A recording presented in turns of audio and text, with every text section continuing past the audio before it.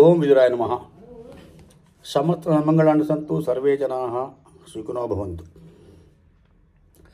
నిన్న నేను చాలా విపులంగా కొంత శ్రమ కోర్చి మీకు సుప్రీంకోర్టు వారి జడ్జిమెంట్ ఏదైతే ఉందో 24/11/22ది చాలా విపులీకరించి చెప్పాను మీకు.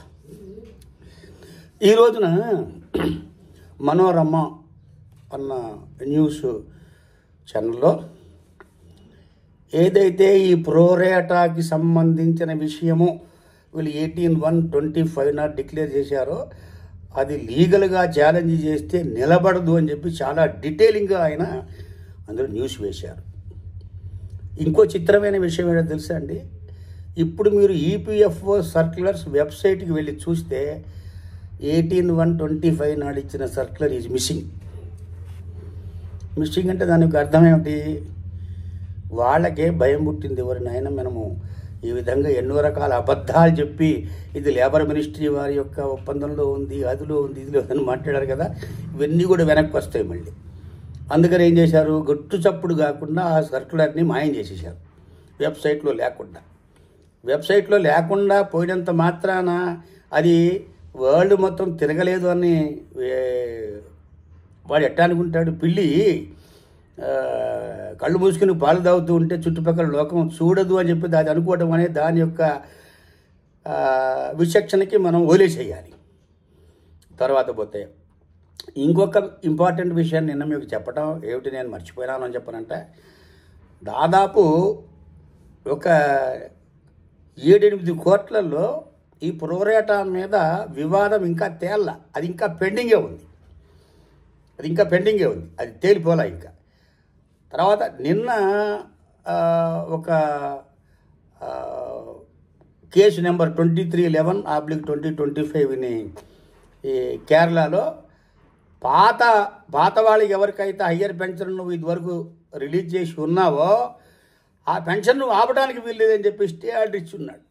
నిన్ననే వీళ్ళ కేసు నేను వాళ్ళు 19/1/25 నాడు వేసుకుంటే బెంచ్ మీదకి వచ్చేసి ఇంటర్వ్యూ ఆర్డర్ ఇచ్చి స్టే ఇచ్చారు. అంటే ఆ కేసు ఎవరి మీద వేశారు? Union of India plus RPFC Kerala.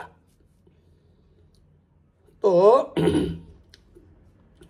ఇక్కడ మనం ఇంకా విపులంగా గమనించాల్సిన విషయం అంటే, మనోరమ దాంట్లో రాస్తున్నప్పుడు కూడాను ఈ ప్రోరేటా విషయం ఏదైతే ఉందో ఇది కేవలం 6,500 15,000 స్లాబులు కట్టిన వాళ్ళకు మాత్రమే వర్తించాలి. కానీ ఎప్పుడైతే హయ్యర్ వేజెస్ మీద ఈ హయ్యర్ పెన్షన్ కోసము చేస్తారో దాంట్లో కేవలం లాస్ట్ 60 మంత్సో లేకపోతే విచ్ ఎవర్ ఈజ్ లోయరో ఈ రెండింటిని పరిగణించి మనము ఈ పెన్షన్ డిసైడ్ చేయాలి, కానీ మిత్రత్ర మాట్లాడటానికి వీలు లేదు.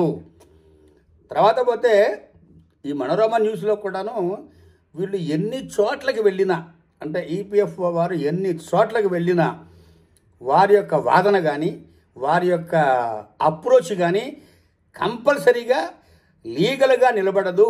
లీగల్గా క్వశ్చనింగ్ వేస్తే వారి దగ్గర సమాధానం లేదని చెప్పేసి చాలా చాలా విపులంగా రాసి ఉన్నాడు. మనకిప్పుడు కొంచెం లేట్ అయ్యి వ్యవహారము ముందుకెళ్తుందేమో, కానీ ఎగ్జంప్టెడ్ ఎస్టాబ్లిష్మెంట్స్ మాత్రము 100% ఈ కేసు గెలిచి తీరుతాయి. తర్వాత పోతే ఈ హయ్యర్ పెన్షన్ కూడాను లాస్ట్ డ్రాన్ 60 మంత్స్ వేజెస్ మీదే నిలబడుతుందని నేను చాలా గట్టిగా విశ్వసించి నమ్ముతున్నాను. తర్వాత పోతే ఇంకొకరు ఎవరో నాకు ఈ దీంట్లో ఒక ప్రశ్న వేశారు, ఏమండి ఆల్రెడీ డిపార్ట్మెంట్ దగ్గరే అన్ని విషయాలు ఉన్నాయి కదా, ఉన్నప్పుడు మళ్ళీ మమ్మల్ని అడగటం ఎందుకు, అడిగేసేసి మళ్ళీ సబ్మిట్ చేయమంటాం ఎందుకు అని చెప్పి నన్ను అన్నారు. అయితే ఏంటంటే అన్ఎగ్జంప్టెడ్ ఎస్టాబ్లిష్మెంట్స్ ఏవైతే ఉన్నాయో వారి యొక్క బోత్ డేటా పిఎఫ్ దాని తర్వాత పోతే ఈపీఎస్ రెండు వాళ్ళ దగ్గర ఉన్నాయి ఖచ్చితమే.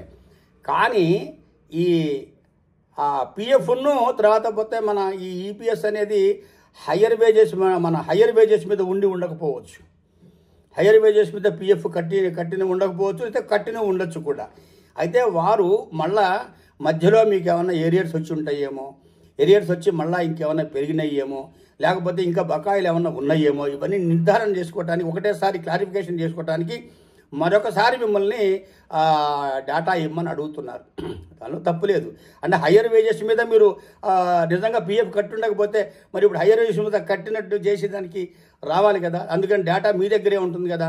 ఓన్లీ మన అన్ఎగ్జామ్డ్ ఎస్టాబ్లిష్మెంట్లో కూడాను మీరు కేవలం స్లాబ్ మీదే కట్టుంటే మీరు హయ్యర్ పెన్షన్కి అర్హులు కావాలంటే అది దాటి కట్టాలి కదా.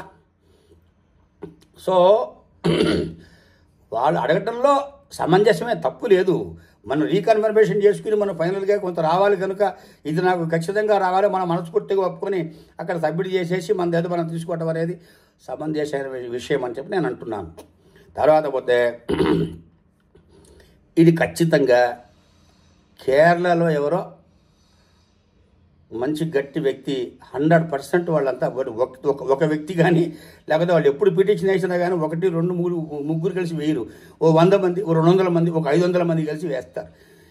ఈ విషయం మళ్ళీ మనోరమలో వచ్చిందని చెప్పానంటే 100% కేరళ నుంచే ఇది వివాదం మరొకసారి సుప్రీంకోర్టు మెట్లెక్కుతుందని చెప్పేసి నా యొక్క ఖచ్చితమైన అభిప్రాయం.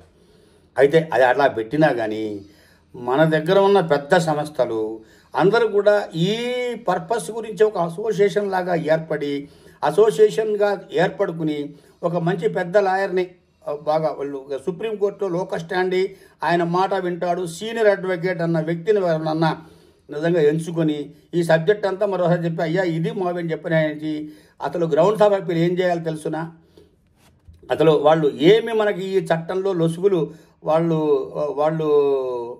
కాదు వీటిని కొట్టేయాలని చెప్పాల్సింది ఏంటంటే the power of amending rules prospectively or retrospectively erroneous అని ఒక పాయింట్ పెట్టాలి. 2, సర్క్యులర్స్ ఎవరన్నా ఒకసారి విత్డ్రా చేసిన తర్వాత వాళ్ళకి సర్క్యులర్ ఒకసారి పిచ్చిన తర్వాత అది విత్డ్రా చేసే పవర్ వాళ్ళకి ఉండకూడదు. 2, తర్వాత పోతే ఈ ప్రోరాటా ఫార్ములా ఏదైతే ఉందో ప్రోరాటా ఫార్ములా ఏదైనా ఫార్ములాలు ఏదన్నా ఉన్నట్లయితే అవన్నీ కూడాను పార్లమెంటు చట్టం ద్వారా దాన్ని చేస్తేనే అమలు చేయాలి, కానీ ఇతరత్ర సర్క్యులర్ ద్వారా వాళ్ళు ఇవ్వడానికి వీలు లేదు అని ఇట్లాగా కొన్ని టెక్నికల్ పాయింట్స్ అన్నీ పెట్టి వాళ్ళకి మన ఈపీఎఫ్ఓ మీద ఒక రకమైన లీగల్ ఆర్డర్ కనుక వాళ్ళ మీద పాస్ చేస్తే వాళ్ళు పిచ్చిగా సర్క్యులర్ ఇచ్చే అవకాశం ఉండదు. వాళ్ళు ఇష్టం వచ్చినట్టు ఇప్పుడు తలుచుకుంటే ఈరోజు బాగా భోజనం చేసి పడుకున్న తర్వాత రేపు పొద్దున ఆలోచన వస్తే ఆ వెంటనే మార్చరా అనే ఒక అవకాశం ఉండదు. ఎందుకంటే నేను రిట్రాస్పెక్టివ్గా ఏం మార్చడానికి అవకాశం లేదు అన్నట్టుగా ఉండాలి. సో వాళ్ళకి వెసులుబాట్లు అన్నీ ఉన్నాయి కాబట్టి సర్క్యులర్ తీసుకుంటా. ఇది ఏంటండి, ఇది సోషల్ ఆర్గనైజేషనా లేకపోతే ఇది వాళ్ళు ఇష్టం వచ్చినట్టు బిహేవ్ చేసిన ఆర్గనైజేషన్? అంటే మనలో మనం అనుకునే మాట, నేను వాళ్ళని ఏమంటలా, మనం అంతా మెంబర్స్ కాబట్టి మనం నేను అందరితోటి కలిసి నేను ఇండివిజువల్గా మాట్లాడలేను కాబట్టి మీ అందరితోటి సుముఖంగా మాట్లాడుతున్నాను అని అనుకోండి. We're not abusing anybody, we're only criticising that whether ఇది ఏంటి అసలు ఇది అంటే 17,50,000 మంది భవిష్యత్తు నీ ఇష్టం నీ జేబులో పెట్టుకుని తిరుగుతుంటాం. కరెక్ట్ కాదు కదా అది. సో ఇప్పుడు మనోరమలోనే నీకు మంచి దెబ్బ కొట్టింది. ఇప్పుడు అసలు ఏది సర్క్యులర్, ఎక్కడికి పోయింది సర్క్యులర్ అని చెప్పేసి ప్రశ్న వేస్తూ ఆయన న్యూస్ రాశాడు. ఒకసారి న్యూస్ చదువుకోండి, తెలిసిపోతుంది ఆ న్యూస్. ఏది సర్క్యులర్, ఎక్కడికి పోయింది circular, it is not seeing the daylight of 29th January 2025 అని రాశాడు. అంటే ఎప్పుడో గాయబైపోయింది అని రాయటం అనమాట. అంటే గాయబైపోయింది అని చెప్పేసి అంటంతో మనకేమర్థం కావాలి, ఈ సర్క్యులర్లో వారు చేసిన పొరపాట్లు కొన్ని ఉన్నాయని చెప్పి మనకు అర్థం కావాలి ఖచ్చితంగా. ఎందుకంటే దాంట్లో ఇంకో పాయింట్ రాశాడు, ఎగ్జామ్డ్ ఎస్టాబ్లిష్మెంట్ ఏమన్నా ఉంటే వాళ్ళు 4/11/2022 తర్వాత ఏమైనా అమెండ్మెంట్ చేసుకుంటే అది వర్తించదు అని రాశాడు. కానీ సదర్ ఈపీఎఫ్ఓకి 1952 నుంచి అమెండ్మెంట్ చేసుకునే అధికారం ఉంది, వాడికి అనుకూలంగా అమెండ్మెంట్ చేసుకునే అధికారం ఉంది. ఇది ఇట్ నాట్ యూనిలేటరల్ అండి. చట్టంలో ఏదైనా ఒక ఏ అండ్ బి పార్టీలు ఉన్నట్లయితే ఏకో న్యాయము బీకో న్యాయము ఉండదు. ఇద్దరు కూడాను ఒకటే చట్టం నుంచి ఆధారపడి ఉంటే ఏకి ఏమి న్యాయం ఉంటే బీకి అదే న్యాయం ఉండాలి. ఇక్కడ ఏ ఎవరు ఈపీఎఫ్, బి ఎవరు సదరు మెంబరు, ఆర్ బి ఎవరు సదరు ఎగ్జామ్టెడ్ ఎస్టాబ్లిష్మెంటో అన్ఎగ్జామ్టెడ్ ఎస్టాబ్లిష్మెంటో, ఇవే ఉన్నాయి. వీటన్నిటికీ ఏమి న్యాయం ఉంటే, ఏ చట్టం నుంచి న్యాయం ఉంటే అందరికీ అదే చట్టం నుంచి ఉండాలి. అంటే ఒక చట్టంలో నీకు ఇష్టం వచ్చినట్టు రాసుకుని నువ్వు చాలా అనుకూలంగా మాట్లాడుతూ ఉంటే మిగతా వాళ్ళందరూ కూడా ఆహా నువ్వు ఈపీఎఫ్ఓ కదా, సెంట్రల్ గవర్నమెంట్ పెద్ద ఆర్గనైజేషన్ కదా, నువ్వు చాలా తెలివిగలవాడా అని ఒప్పుకుంటారా? ఒప్పుకోరు. ఇలాగ నీకు ఇక చచ్చేంత వరకు ఈ ప్రహసనం నడుస్తూనే ఉంటుంది. కానీ ఇటువంటి ధోరణి అన్నది నా యొక్క ఉద్దేశం. నేను ఎవరిని కించపరచట్లేదండో, మళ్ళీ చెప్తున్నాను మీకు. ఎందువల్లంటే ఈ చేసే పిచ్చి ధోరణి ఇప్పుడు కాదు, నేను దాదాపు చాలా కాలం నుంచి 1985 నుంచి చూస్తున్నా వీళ్ళని. సర్టిఫికేట్ వేయటం తీయటం, ఇది కాదంటాం, ఇది లేదంటాం, ఇది ఉన్నదంటాం. ఏదైనా సర్టిఫికేట్ ఇది ఇచ్చావు కదా అని అది ఎప్పుడో తీసేసామంటాం. పొరపాటైన సర్టిఫికేట్ వాళ్ళు మనకు అనుకూలంగా ఉన్న సర్టిఫికేట్ తీసుకెళ్ళి చూపిస్తే ఇది ఎప్పుడో తీసేసామండి అని మాట్లాడతాడు. అంటే సర్టిఫికేట్ వేయటం కూడా నీ ఉద్దేశమే. రాకపోతే వాళ్ళ ఇంటర్నల్ డైరెక్షన్ ఏదన్నా మనం రైట్ టు పబ్లిక్ ఇన్ఫర్మేషన్ నుంచి తీసుకొచ్చి చూపించి వ్యవహారం ఇదిగో అది ఇంటర్నల్ సర్టిఫికేట్ మీకెందుకు, ఇంటర్నల్ సర్టిఫికేట్ బోర్డు తీసుకుంటాము, అవి తీసేస్తుంటాం, ఉంటాయి పోతుంటాయి. Don't depend upon that kind of instructions. అవి మాకు ఇంటర్నల్ ఇన్స్ట్రక్షన్స్. అంటే సర్టిఫికేట్ నీ మాటే మాట్లాడతావు, ఇంటర్నల్ ఇన్స్ట్రక్షన్ నీ మాటే మాట్లాడతావు. దాని తర్వాత పోతే నీకెవరన్నా భగవంతుడు సడన్గా వచ్చి నీకు అరే అబ్బాయి నువ్వు చేసిన పనులన్నీ బ్రహ్మాండం చేస్తా, నీకు వరం కోరుకోమని చెప్పనంటే ఈ ఎగ్జాంపుల్ ఎస్టాబ్లిష్మెంట్ అన్నీ లేకుండా చెయ్యి అని వరం కోరుకుంటావేమో. మరి నాకు అలా అనిపిస్తుంది. మరి అంత బాధ కలుగుతుంది. ఎందుకంటే నీకేం తెలుసు, 70 ఏళ్ళ వాళ్ళు ఉన్నారు, 75 ఏళ్ళ వాళ్ళు ఉన్నారు, ఇంకా ఆశతోటి 80 ఏళ్ళ వాళ్ళు ఇక్కడ పెన్షన్లోకి ఉన్నా కానీ ఆశ్చర్యపోవాల్సిన పని లేదు. ఆయన ఇంక ఎక్కువ కాలం బతకడు, ఇంక ఉంటే 20 ఏళ్ళు ఉంటాడు మ్యాక్సిమము. అతనికి కూడా చివరి దశలో ఊరట లేకుండా నువ్వు చేస్తున్నావని చెప్పనంటే నిన్ను ఏమనాలి? సరే, ఆ భగవంతుడు చూస్తాడు ఖచ్చితంగా. 100% this will go into the supreme Court of India again. 100% వెళ్తుంది, వెళ్ళి తీరుతుంది. ఎందుకంటే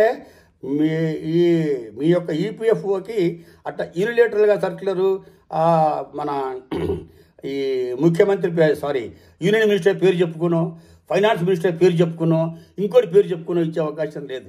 finance minister is not authority for you people to give you power to issue A circular. At the same time labour minister also is not competent to give you instruction to give a circular. అది మాత్రం మీరు తెలుసుకోండి. ఇదంతా parliament ఒకటి ఉంది. పార్లమెంట్లో ఒక సభ్యుడు మీ యొక్క లేబర్ మినిస్టర్, ఆయన ఊరికనే సూచనప్రాయంగా అన్ని స్వయంగా చెయ్యండి అని అనగలడే కానీ నీ ఇష్టం వచ్చింది చేసేయని అనలేడు ఆయన. రేపొద్దున మీరు చెప్పారు కదా అని చెప్పండి, ఓహో నేను సలహా ఇచ్చాను కానీ I never permitted you to do this circular, ఆయనే మళ్ళీ తిరిగి మిమ్మల్ని అంటాడు. అర్థమైందండి? ఏదైనా చట్ట ప్రకారం పార్లమెంట్లో ప్రక్రియ ప్రకారం ఇది జరిగిందని అందరూ ఆమోదం వేసి అది ఒక రూల్ ప్రకారం ఈపీఎస్ 95 స్కీమ్ అమెండ్మెంట్ ఇదో కావాలి. అయితే 24/11/2022 నాడు జడ్జిమెంట్ చేసిన తర్వాత నువ్వు దానికి విరుద్ధంగా ఏమైనా సర్క్యులర్ తీసుకురాగలవా? తీసుకురాలేవు. అది గమనించి చూడు. నువ్వు ప్రాస్పెక్టివ్గా ఏమైనా అమెండ్మెంట్ చేయగలవు కానీ you cannot amend the judgment given by Supreme Court of India అని 4/11/22. మరి నీకు ఏం మార్గం ఉంది ఇప్పుడు? ఈపీఎఫ్ఓగా నీకు ఇంకా ఏం మార్గం ఉంది? ఏ మార్గం లేదు నీకు. 100% దిస్ ఈజ్ గ్యారంటీడ్. ఇది ఖచ్చితంగా ఎవరన్నా ఈపీఎఫ్ ఇన్స్పెక్టర్లుగా వాళ్ళకు వెళ్తే వాళ్ళు ఇది విని ఆనందిస్తారేమో నేను అనుకుంటున్నాను. కాబట్టి ఈ సభ్యులందరికీ నేను చెప్పేది ఏంటంటే దిగాలు పడిపోకండి. ఏదరు విహెచ్పి సభ్యులు కానీ, లేకపోతే ఈ మన రాష్ట్రీయ ఇస్పాట్ నిగమల సభ్యులు కానీ, లేకపోతే మొన్న తిరస్కరింపబడ్డ హిందుస్థాన్ జింక్ వాళ్ళు కానీ ఎవ్వరు బాధపడద్దు. All feel very happy. Days will be very good. Days are coming to be very green. Please you don't worry. మరోసారి విశ్లేషణ చేసే అవకాశం నాకు వస్తే, మంచి ఇన్ఫర్మేషన్ వస్తే, క్రిటికల్ ఇన్ఫర్మేషన్ వస్తే మళ్ళీ మీకు వీడియో చేసి వినిపిస్తాను. అంతవరకు సెలవు. సర్వే జనా సుఖినో భవంతు. సమస్త సమ్మంగళాని తంతు. అందరికీ విజయోస్తు. అందరు హయ్యర్ పెన్షన్ యాస్పిరెంట్స్కి శుభం కలుగుగాక, శుభమైన వార్తలు త్వరలో మీరు విందురుగాక అంటూ నమస్కారం చెప్పుకుంటున్నాను.